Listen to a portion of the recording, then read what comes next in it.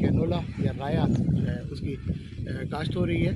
تو اس کے اندر جو پہلے پروسیس تھے وہ سارے کمپلیٹ ہو چکے ہیں، اس وقت جو ہے نا وہ بیڈز وغیرہ نکل چکے ہیں۔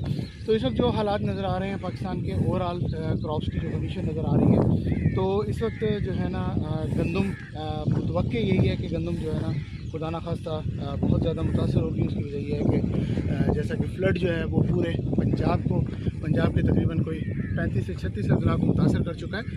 تو اس وجہ سے جو ہے نا اوور آل یہ دو کراپس جو ہے نا یہ بہت زیادہ شدید متاثر ہونے والی ہیں، جس کے اندر ایک رایا کینولا ہے اور دوسری گندم ہے۔ جن علاقوں کے اندر جلدی زمینیں خالی ہو گئیں تو وہاں تو شاید رایا کاشت ہو جائے گا، البتہ جہاں پہ زمینیں جو ہیں وہ اکتوبر اینڈ میں یا نومبر کے سٹارٹ میں جا کے خالی ہوئیں یعنی کہ ڈرائی ہوئیں، تو وہاں پہ گندم کے علاوہ کوئی آپشن نہیں ہوگی فارمر کے پاس۔